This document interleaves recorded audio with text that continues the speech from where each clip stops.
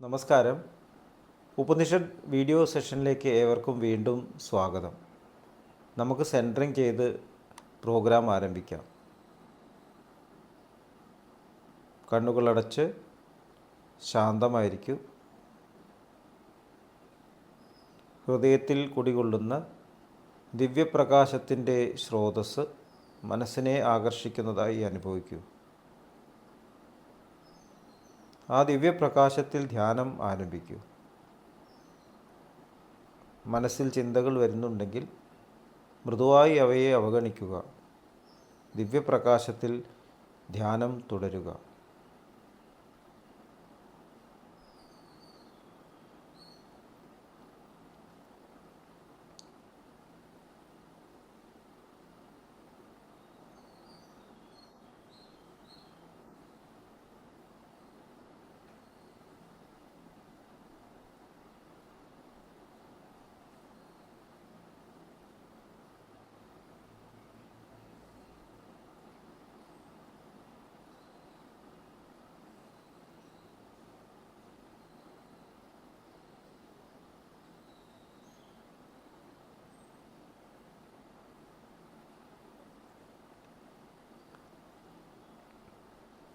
Okay, ആ condition ഹൃദയത്തിൽ നിലനിർത്തി പതുക്കെ കണ്ണുകൾ തുറക്കൂ. നമ്മൾ ഛാന്തോക്യ ഉപനിഷത്തിലെ രണ്ടാമത്തെ ചാപ്റ്ററിലെ 11ാം ഖണ്ഡമാണ് ഇന്ന് ഡിസ്കസ് ചെയ്യാൻ പോകുന്നത്. 5 തലത്തിലുള്ള ആലാപനങ്ങളുടെ തരങ്ങളുടെ അടിസ്ഥാനപരമായ സാദൃശ്യത്തെ കുറിച്ച്. ഒന്നാമത്തെ ശ്ലോകം: മനോഹിങ്കാരോ വാഗ് പ്രസ്താവ ചക്ഷു ഉദ്ഗീതഃ ശ്രോത്രം പ്രതിഹാരഃ പ്രാണോ നിധനമേത് ഗായത്രം പ്രാണേഷു പ്രോതം. മനസ്സ് ഹിങ്കാരമാണ്, വാക്ക് പ്രസ്താവമാണ്, കണ്ണ് ഉദ്ഗീതമാണ്, കാത് പ്രതിഹാരമാണ്, ശ്വാസം നിധനമാണ്. ഇതാണ് സുപ്രധാനമായ ശ്വാസങ്ങളിൽ കോർത്തെടുക്കുന്ന ഗായത്രി സാമൻ. സയ ഏവം ഏതദ് ഗായത്രം പ്രാണേഷു പ്രോതം വേദപ്രാണീ ഭവതി സർവമായുരേതി ജോഗ് ജീവതി മഹാൻ പ്രജയാ പശുഭിർഭവതി മഹാൻ കീർത്തിയാ മഹാമനാഹ സ്യാത് അതവ്രതം. സുപ്രധാനമായ ഈ ഗായത്രി സാമൻ സുപ്രധാനമായ ശ്വാസങ്ങളാൽ കോർത്തിണക്കപ്പെട്ടതായി അറിയുന്നവൻ എല്ലാ സുപ്രധാന പ്രാണങ്ങളുടെയും പതിയാകുന്നു. ജീവിതത്തിൽ പൂർണ്ണമായ കാലയളവ് അനുഭവിക്കുന്നു, ദീർഘമായ കാലം ജീവിക്കുന്നു, സന്തതികളിലും കന്നുകാലികളിലും മഹാനാകുന്നു, പ്രശസ്തനാകുന്നു. ഒരുവൻ മഹാമനസ്കനാവണം, അതാണ് നിയമം. ഇപ്പോൾ ഛാന്തോക്യ ഉപനിഷത്ത് വീണ്ടും നമ്മുടെ ജീവിതം സാമനിൽ കേന്ദ്രീകരിച്ചിട്ടാവണം എന്നുള്ളത് നമ്മളോട് സൂചിപ്പിക്കുകയാണ്. അപ്പോൾ എങ്ങനെയാണ് ഒരു ആത്മാവ് ആ സ്രോതസ്സിൽ നിന്നും വിട്ട് പോരുന്നത്? അബ്സല്യൂട്ടായിട്ടുള്ള നത്തിങ്നെസ് അത് പിന്നീട് കേന്ദ്രീകൃതമാവാണ്, കോൺസെൻട്രേറ്റഡ് ആയിട്ട് മാറുകയാണ്.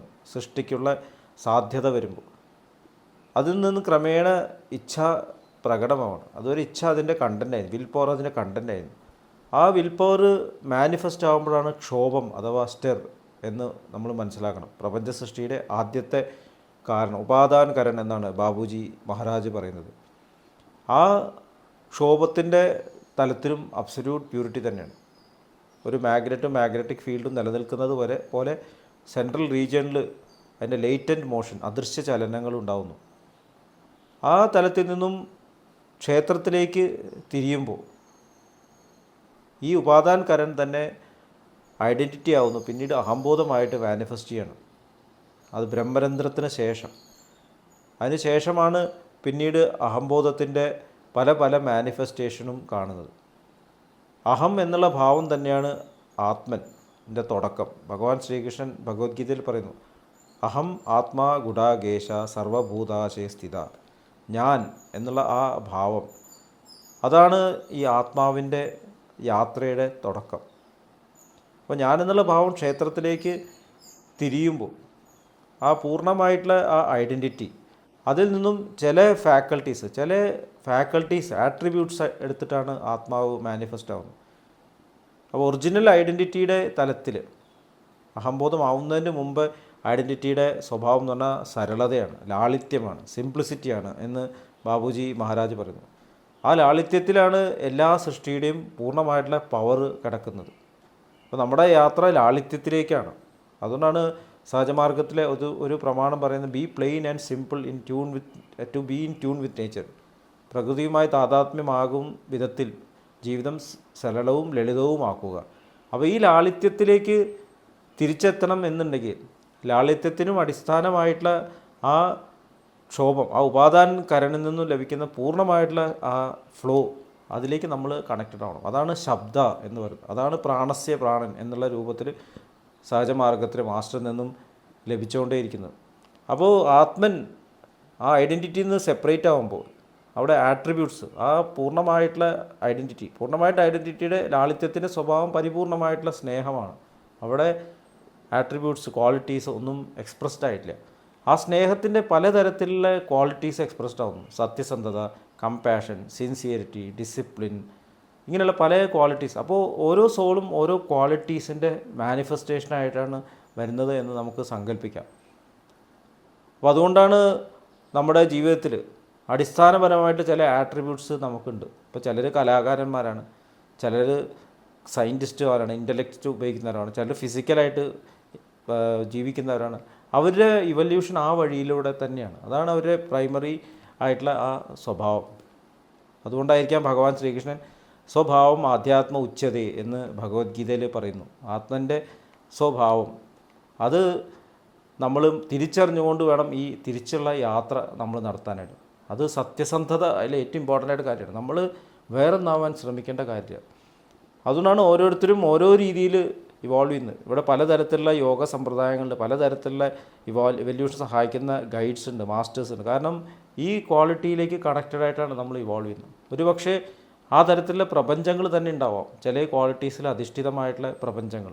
ഇപ്പോൾ നമ്മുടെ ഭൂമി കർമ്മഭൂമിയാണെന്ന് പറയും. ഇവിടെ ഫിസിക്കലായിട്ടുള്ള ആക്ടിവിറ്റീസിലൂടെയാണ് നമ്മൾ വരുന്നത്. ഇവിടെ എല്ലാ തരത്തിലുള്ള ആട്രിബ്യൂട്ട്സും ഉള്ള ആൾക്കാർക്ക് ജനിക്കാം. കാരണം പഞ്ചേന്ദ്രിയങ്ങൾ മുഴുവൻ ഇവിടെ പ്രവർത്തിക്കാൻ സാധിക്കും. അപ്പോൾ ഏത് ക്വാളിറ്റിയിലുള്ള ആൾക്കും ഇവിടെ ഭൂമിയിൽ വന്നിട്ട് പല ആത്മാക്കളുമായിട്ട് ഇൻട്രാക്ട് ചെയ്ത് ഇവിടെ ഇവോൾവ് ചെയ്യും. അത് ഭൂമിയിൽ മാത്രമേ സാധ്യമുള്ളൂ. അപ്പോൾ ഈ ഒരു എവല്യൂഷൻ നടക്കുമ്പോൾ ഈ ഒരു തത്വം മനസ്സിലാക്കണം. നമ്മുടെ ഇന്ദ്രിയങ്ങൾ എവിടെ നിന്നാണ് വരുന്നത്? ഇന്ദ്രിയങ്ങൾ ആ ഒരു ഒറിജിനലായിട്ടുള്ള ആ ഫാക്കൽറ്റിയുടെ ആ ആട്രിബ്യൂട്ടിനെ മാനിഫെസ്റ്റ് ചെയ്യാനാണ് ഇന്ദ്രിയം. അതിൻ്റെ തന്നെ ആധാരമായുള്ള സ്നേഹത്തിനെ മാനിഫെസ്റ്റ് ചെയ്യാനാണ് ഇന്ദ്രിയങ്ങൾ.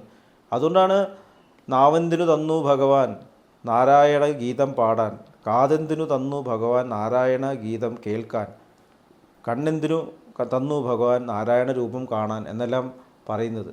കാരണം എന്ത് നമ്മൾ ഇന്ദ്രിയങ്ങളിലൂടെ കാണാൻ ശ്രമിക്കുമ്പോഴും അവിടെ നമ്മൾ ആ പൂർണ്ണതയെ ദർശിക്കാൻ സാധിക്കണം. നമ്മളൊരു പ്രവൃത്തി ചെയ്യുമ്പോൾ ആ പ്രവൃത്തിയിൽ പൂർണ്ണത ദർശിച്ചുകൊണ്ട് പൂർണ്ണമായിട്ട് നമ്മൾ പ്രവർത്തിക്കണം. ഓരോ നിമിഷത്തിലും നമ്മൾ 100% സ്നേഹം നിറയ്ക്കണം. അതാണ് ഇവിടെ ചാന്തോക്യ ഉപനിഷത്ത് പറയുന്നത്. നമ്മുടെ ബിഹേവിയറിൽ ഉദാരത കൊണ്ടുവരും, ജനറോസിറ്റി നമ്മൾ കൊണ്ടുവരണം. ജനറോസിറ്റി വരാനുള്ള കാരണം എന്താണ്? ഞാൻ ആ അബ്സല്യൂട്ടിൽ നിന്നും വന്ന സ്നേഹത്തിൻ്റെ മാനിഫെസ്റ്റേഷനാണ്. അപ്പോൾ എനിക്ക് ഇവിടെ എന്ത് വേണേലും നൽകാം, എന്നിൽ നിന്നും ഒരു ഡിപ്ലീറ്റ് ആവില്ല, അത് കുറഞ്ഞു പോവില്ല. അപ്പോൾ നമുക്ക് ഉദാരമായിട്ട് ജീവിക്കണം. ഞാനൊരു നിർധനനാണ്, ഞാൻ മരിച്ചു പോവും, എൻ്റെ കയ്യിൽ ഒന്നുമില്ല എന്നുള്ള ഈ ചിന്ത അത് എന്നെ സ്വാർത്ഥനാക്കുന്നു. അപ്പോൾ നമ്മുടെ ഒറിജിനൽ പ്യുവറായിട്ടുള്ള ക്വാളിറ്റീനെ നമ്മൾ സെൽഫിഷാക്കി മാറ്റുന്നു. ഇപ്പോൾ സത്യസന്ധന്മാർ തന്നെ കള്ളത്തരത്തിൽ സത്യസന്ധത കാണിക്കുന്നവരുണ്ട്. ഡിസിപ്ലിനേറിയൻസ് മിലിറ്ററി അല്ലെങ്കിൽ അടിച്ചമർത്തി ഡിസിപ്ലിൻ കൊണ്ടുവരുന്നവരുണ്ട്. അപ്പോൾ ഒറിജിനൽ ആ പ്യുവർ ക്വാളിറ്റീനെ സ്നേഹമില്ലാതെ ഉപയോഗിക്കുമ്പോൾ അത് തന്നെ സ്വാർത്ഥമായിട്ട് മാറുന്നു. സ്നേഹത്തോടു കൂടി ഉപയോഗിക്കുമ്പോൾ അത് നിസ്വാർത്ഥമായിട്ട് മാറും. ഏത് ക്വാളിറ്റി ആയാലും അങ്ങനെ തന്നെയാണ്. അപ്പോൾ നമ്മുടെ ഉള്ളിൽ പ്യുവർ ക്യാരക്ടർ ഡെവലപ്പ് ചെയ്യാനുള്ള യാത്രയിൽ പ്രധാനപ്പെട്ട ഘടകം ജനറോസിറ്റിയാണ്. അത് വരുന്നത് ഈ ഭൗതിക ജീവിതത്തിൽ ജീവിക്കുമ്പോൾ നമ്മൾ ആദ്യം തന്നെ ഗ്രാറ്റിറ്റ്യൂഡ് കൂടിയിട്ട് വിനയാന്വിതരായിട്ട് ജീവിക്കുമ്പോഴാണ് സംഭവിക്കുന്നത്. നമുക്ക് ലഭിച്ചതെല്ലാം നൽകപ്പെട്ടതാണ് എന്ന് മനസ്സിലാവണം. എല്ലാ മഹാന്മാരായിട്ടുള്ള സയൻറ്റിസ്റ്റുകളും ഋഷിമാരും എല്ലാം ഇതും തിരിച്ചറിഞ്ഞവരാണ്. അവർ ഹമ്പിളാവുന്നു. അതുകൊണ്ടാണ് വിദ്യാദദാതി വിനയം എന്ന് പറയുന്നത്. അപ്പോൾ നമ്മൾ ഹ്യൂമിലിറ്റിയിൽ ഇവോൾവ് ചെയ്ത് ഗ്രാറ്റിറ്റ്യൂഡിൽ ഇവോൾവ് ചെയ്യുമ്പോൾ നമ്മൾ പ്രാർത്ഥനാ ഭാവത്തിലാവുന്നു. നമ്മൾ ക്രമേണ പ്രപന്ന സ്റ്റേറ്റ് എന്ന് ബാബുജി മഹാരാജ് വിശേഷിപ്പിക്കുന്ന ആ 9th പോയിന്റിൽ എത്തിച്ചേരുന്നു. അപ്പോൾ അവിടേക്ക് എത്തിച്ചേരുന്നത് നമ്മുടെ ക്വാളിറ്റി ഉദാരതയാണ്. നമ്മുടെ ഈ ഹൃദയമണ്ഡലത്തിൽ നിന്ന് ബ്രഹ്മാണ്ടത്തിലേക്ക് ഉയരണമെന്നുണ്ടെങ്കിൽ, ബ്രഹ്മാണ്ട മണ്ഡലത്തിലേക്ക് ഉയരണമെങ്കിൽ നമുക്ക് ഈ തരത്തിലുള്ള ജനറോസിറ്റി ആവശ്യമാണ്. അല്ലെങ്കിൽ അത് സാധ്യമല്ല. ഈ സെൽഫിഷ്നെസ് വെച്ച് അവിടെ ഇരിക്കാൻ പറ്റില്ല. നമുക്ക് അവിടെ ആർട്ടിഫിഷ്യലായിട്ട് എത്തിയെന്ന് നമുക്ക് ചിന്തിക്കാം, പക്ഷേ അവിടെ നിൽക്കാൻ പറ്റില്ല. നമ്മൾ ഋഷിമാരുടെ കഥകൾ കേട്ടിട്ടുണ്ട്, ദേവതമാരുടെ കഥകൾ കേട്ടിട്ടുണ്ട്. അവർ വീണ്ടും വീണ്ടും സ്വാർത്ഥ ചിന്തയിലും ഇന്ദ്രിയങ്ങളുടെ ഇതിലും വീണ് പോകുന്ന കഥകൾ നമ്മൾ കേട്ടിട്ടുണ്ട്. അപ്പോൾ അതിൻ്റെ അർത്ഥം എന്ന് പറഞ്ഞാൽ അവർ എവല്യൂഷൻ ബ്ലോക്ക് ആയിട്ടുണ്ട്, അവർക്ക് മുന്നോട്ട് പോകാൻ സാധിക്കത്തില്ല. അപ്പോൾ ഈ തരത്തിലുള്ള ചിന്തകൾ, സ്വാർത്ഥതയോടുണ്ടാകുന്ന നെഗറ്റീവായിട്ടുള്ള ചിന്തകൾ, അതെല്ലാം നമ്മളിൽ ഇല്ലാതെ ആവണം. അതിൻ്റെ ഫസ്റ്റ് സ്റ്റെപ്പാണ് നമുക്ക് ലഭിക്കുന്ന പ്രാണാഹുതി. നമ്മൾ മാസ്റ്ററിലേക്ക് കണക്റ്റഡ് ആയിട്ട്, സഹജമാർഗത്തിൽ മാസ്റ്ററിൽ നിന്ന് കണക്റ്റായിട്ട് നമുക്ക് ആ പൂർണ്ണതയുടെ അനുഭവം ഉണ്ടാകുമ്പോൾ, നമ്മളുടെ എക്സ്പീരിയൻസ് ഉണ്ടാകുമ്പോൾ, നമ്മൾ അറിയാതെ തന്നെ സ്നേഹത്തിൻ്റെ ആ തലത്തിലേക്ക് ഉയരാനുള്ള ഒരു ക്രേവിങ് ഉള്ളിൽ ഉണ്ടാകുന്നു. അത് ജീവിതത്തിൽ മാനിഫെസ്റ്റ് ചെയ്യണം. ഈ ഒരു തത്വം തിരിച്ചറിഞ്ഞിട്ട് നമ്മൾ നല്ല കാഴ്ചകൾ കാണാൻ വേണ്ടിയിട്ട് കണ്ണുകൾ ഉപയോഗിക്കുക, നല്ല വാക്കുകൾ കേൾക്കാനായിട്ട് ചെവി ഉപയോഗിക്കുക, നല്ല കാര്യങ്ങൾ ചെയ്യാനായിട്ട് നമ്മുടെ കർമ്മേന്ദ്രിയങ്ങൾ ഉപയോഗിക്കുക. അപ്പോൾ അങ്ങനെ നമ്മൾ നമ്മുടെ ഇച്ഛാശക്തി അവിടെ ഉപയോഗിക്കുമ്പോൾ ഇന്ദ്രിയങ്ങൾ നമ്മൾ ആ പൂർണ്ണതയുടെ സേവനത്തിനായിട്ട് ഉപയോഗിക്കുന്നു. ഭഗവാൻ ശ്രീകൃഷ്ണ ഋഷികേശൻ എന്ന് വിളിക്കുന്നു, എല്ലാ ഇന്ദ്രിയങ്ങളുടെയും നാഥൻ. അപ്പോൾ അങ്ങനെ നാഥനെ സേവിക്കാനുള്ള ഇൻസ്ട്രുമെൻസ് ആക്കി നമ്മൾ മാറ്റണം നമ്മുടെ ഇന്ദ്രിയങ്ങളെ. അപ്പോൾ അതിൻ്റെ ഒറിജിനൽ ആയിട്ടില്ല, അതിൽ ഏറ്റവും പ്രധാനപ്പെട്ട കാര്യം എന്ന് പറയുന്നത് നമ്മൾ സാമനിലേക്ക് കണക്റ്റഡ് ആവുക എന്നുള്ളത്. അത് സാധിക്കുന്നത് ട്രാൻസ്മിഷൻ ലഭിക്കുമ്പോൾ മാത്രമേ ഉള്ളൂ. അപ്പോൾ നമ്മുടെ ആധ്യാത്മിക യാത്രയിലെ ഫസ്റ്റ് ഇമ്പോർട്ടൻറ്റ് കാര്യം എന്ന് പറഞ്ഞാൽ നമ്മൾ ആ സോഴ്സിനെ പറ്റിയിട്ട് തിരിച്ചറിവുണ്ടാവാൻ വേണ്ടിയിട്ട് ആ കണക്ഷൻ എടുത്തേ പറ്റുള്ളൂ. സഹജമാർഗത്തിൽ ഇൻട്രൊഡക്ടറി സിറ്റിങ്സ് അത്രയും ഇമ്പോർട്ടൻ്റ് ആവുന്നത് അതുകൊണ്ടാണ്. അല്ലാതെ ഈ ആധ്യാത്മിക യാത്ര എവിടെ വേണമെങ്കിലും തടസ്സപ്പെടാം. നമുക്കിത് തിയററ്റിക്കലായിട്ട് മനസ്സിലാക്കാൻ സാധിക്കും, പക്ഷേ സ്വഭാവത്തിൽ ഇത് മാനിഫെസ്റ്റ് ചെയ്യാൻ സാധിക്കില്ല. കാരണം ലക്ഷ്യം ക്ലിയർ അല്ല.